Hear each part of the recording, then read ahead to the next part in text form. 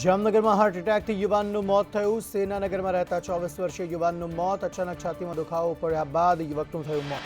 લાઠીથી ચાંવડ highway પર car અને truck વચ્ચે અકસ્માત પર 6 વર્ષના બાળકનું ઘટનાસ્થળે મોત, 3 લોકો ઘાયલ। સુરતમાં સ્પાન યાર્ડમાં ધમધમતા કૂટણખાના પર પોલીસની રેડ। પોલીસે એક સાથે 50 જગ્યા પર દરોડા પાડ્યા। પોલીસે ગ્રાહકો અને મહિલાઓની અટકાયત કરી। ઝઘડિયામાં જીવતા વન્ય પ્રાણીઓના વેચાણનો પર્દાફાશ। દીપડાના જીવતા બચ્ચા સાથે 2 ઇસમોની ધરપકડ।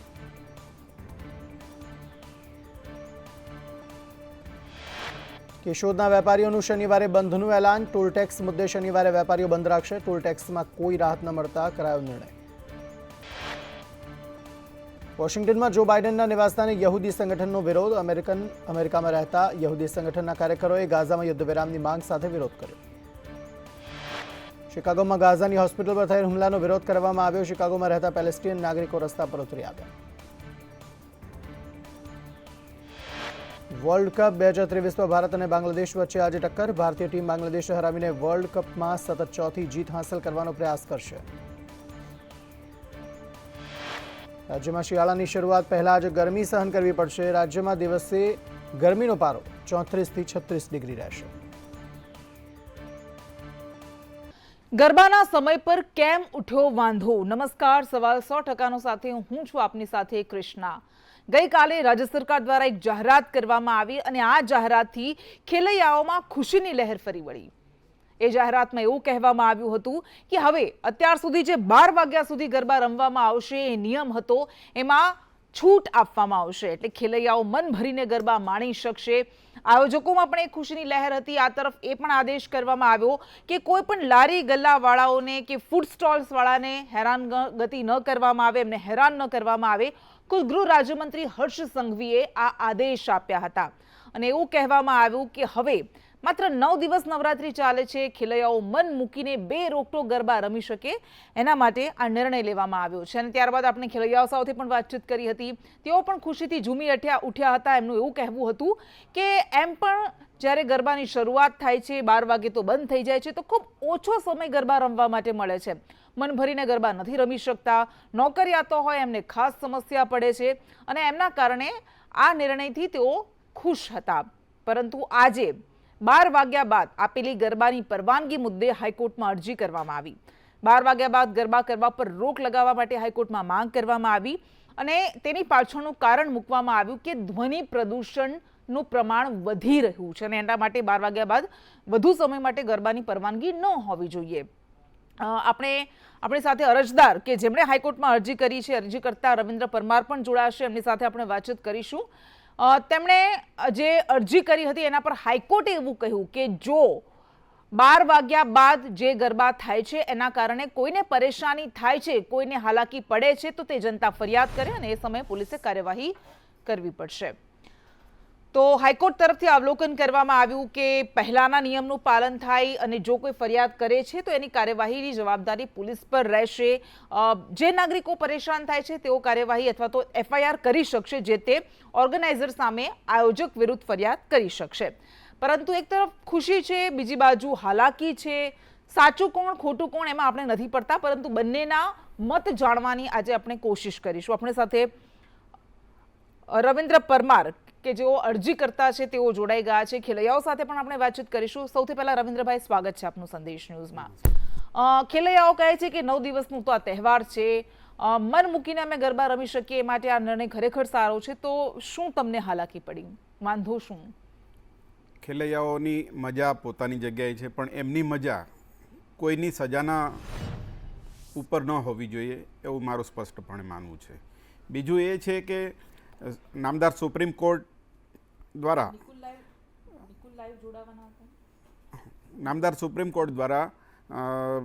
અનેક વખત અલગ અલગ જજમેન્ટ્સમાં એ કાયદો સ્થાપિત કરવામાં આવ્યો છે કે રાતના 10 થી સવારના 6 સુધી કોઈ પણ પ્રકારનું ધ્વનિ પ્રદૂષણ થઈ શકે નહીં। પછી લાઉડસ્પીકર હોય, માઇક સિસ્ટમ હોય, જે પબ્લિક એડ્રેસ સિસ્ટમ હોય, ઢોલ નગારા હોય, કંઈ પણ હોય, કોઈ મ્યુઝિક પણ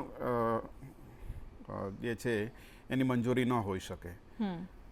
અને સુપ્રીમ કોર્ટે સ્પેસિફિક 15 દિવસ માટે જેમાં કોઈ ધાર્મિક કે સાંસ્કૃતિક કાર્યક્રમની વાત હોય એમાં રાજ્ય સરકારને છૂટ આપી છે કે રાજ્ય સરકાર એવા 15 દિવસ નક્કી કરે કોઈ પણ એક કેલેન્ડર વર્ષમાં જેમાં એ 2 કલાકની વધારે છૂટ આપી શકે.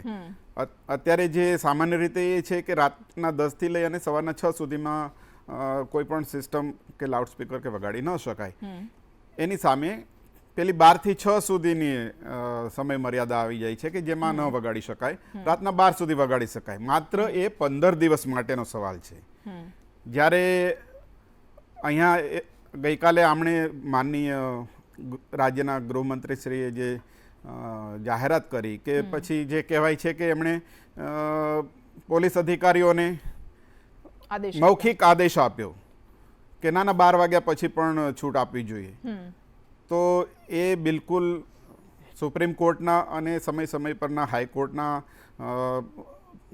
કાયદા જે બનાવવામાં આવ્યા છે એમના જજમેન્ટ દ્વારા એનું ઘોર ઉલ્લંઘન છે.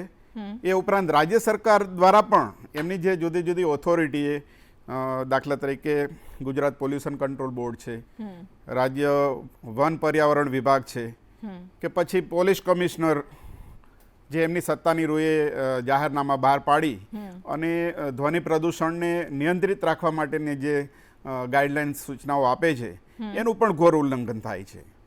એટલે એક લો ઓબેડિયન્ટ સિટીઝન તરીકે મારું સ્પષ્ટપણે માનવું છે કે કાયદાનું રવિન્દ્રભાઈ, હા, આપની પાલન વાત થવું તો જોઈએ. બિલકુલ આપની જગ્યાએ સાચી છે. આપે કહ્યું કે કાયદાનું ઉલ્લંઘન થાય છે અહીંયા, પરંતુ ખેલૈયાઓનું એવું કહેવું છે કે એમ પણ 2 કલાક માંડ 2-3 કલાક વ્યવસ્થિત રીતે રમવા મળે છે, તો કદાચ 9 દિવસ માટે સમય વધારવામાં આવે તો તકલીફ શું હોવી જોઈએ? પણ આપે જે રીતે કહ્યું, આ ધ્વનિ પ્રદૂષણનો જ મુદ્દો છે કે પછી જે બીમાર હોય, વૃદ્ધ હોય, એમને ઊંઘમાં પણ ખલેલ પડે છે, એ પણ એક મુદ્દો છે આપની અરજીમાં? એ છે. અને વિદ્યાર્થીઓ પણ જે તે કોઈ સમયની પોતપોતાની પરીક્ષાઓની તૈયારીઓ કરતા હોય છે, એ લોકો પણ ડિસ્ટર્બ થતા હોય છે.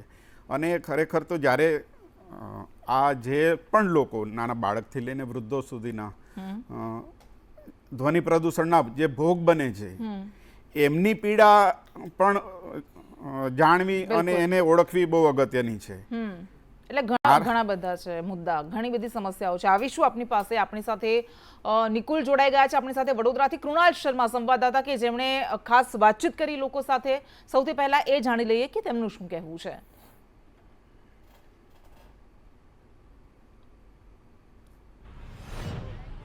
સરકાર દ્વારા હવે રાત્રિના 12 વાગ્યા પછી પણ ગરબા રમી શકાશે તેવો નિર્ણય કરાયો છે. ત્યારે જે મહિલા ખેલૈયાઓ હોય છે તેમની સાથે વાત કરીએ, તેઓ કઈ રીતે જુએ છે આ નિર્ણયને.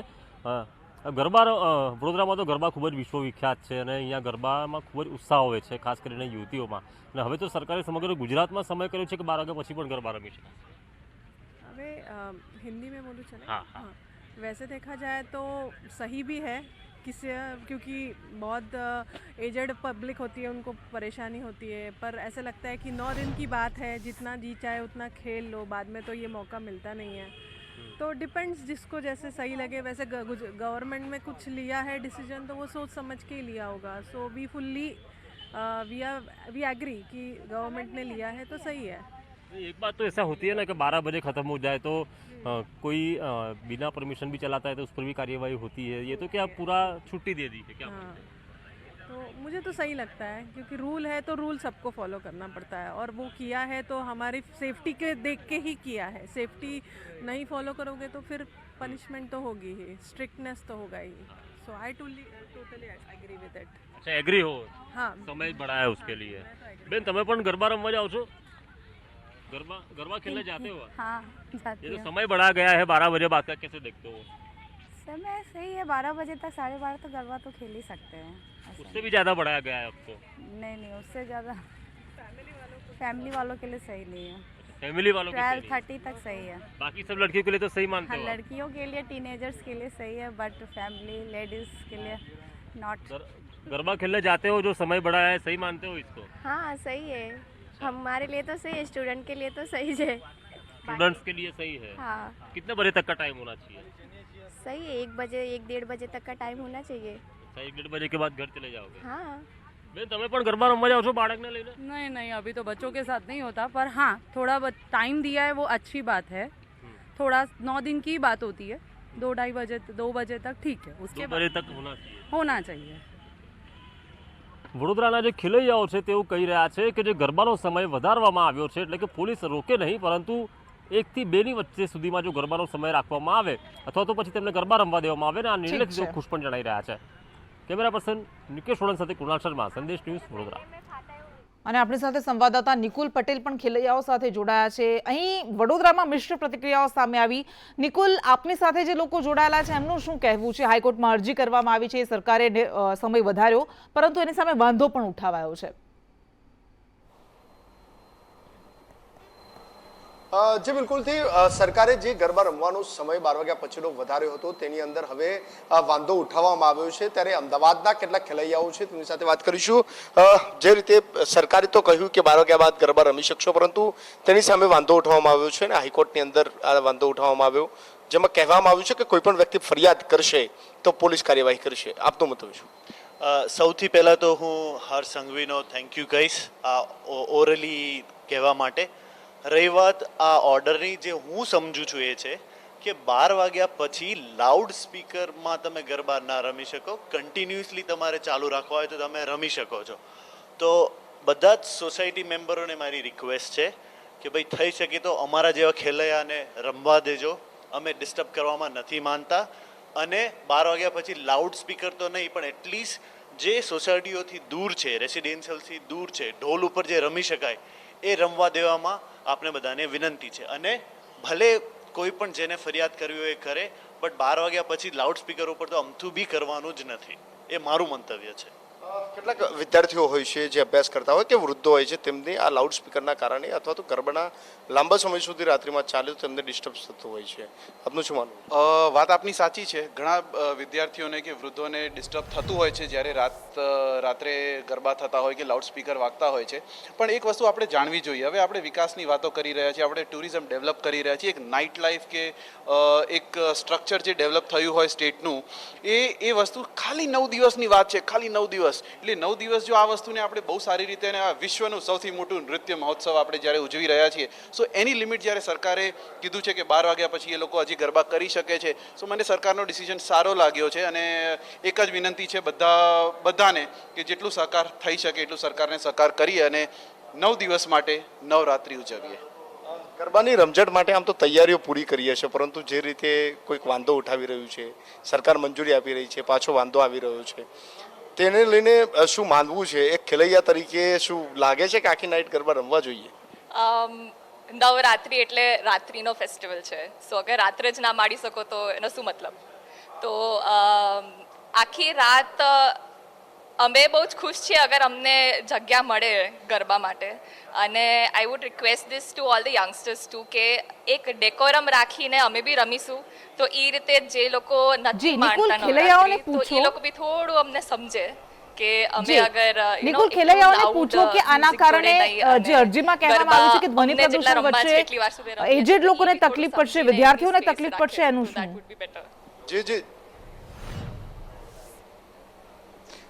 જે બિલકુલથી ખાસ અરજીમાં કહેવામાં આવ્યું છે કે ધ્વનિ પ્રદૂષણ વધે છે, વિદ્યાર્થીઓને તકલીફ પડે છે, જે એજેડ લોકો છે એમને પણ તકલીફ પડે છે.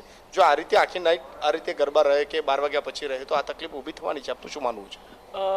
આજે જેમ આપણે જોઈએ છે કે ટ્રાફિક પણ ઠેર ઠેર જગ્યાએ બધે વસેલો જ છે, બધી જગ્યાએ ધ્વનિ પ્રદૂષણ થઈ જ રહ્યું છે. પણ આ 9 દિવસ નવરાત્રિના જે છે તે મા જગદંબાનો પાવન અવસર છે અને આખા વર્ષમાં આ અમુક જ દિવસો હોય છે. તો સરકારનો જે આ નિર્ણય છે તે બહુ જ સારો આવ્યો છે કે જે તહેવારો છે એને આપણે જો માણી શકીએ તો તેનાથી કોઈ વાંધો આસપાસના લોકોને ન થવો જોઈએ.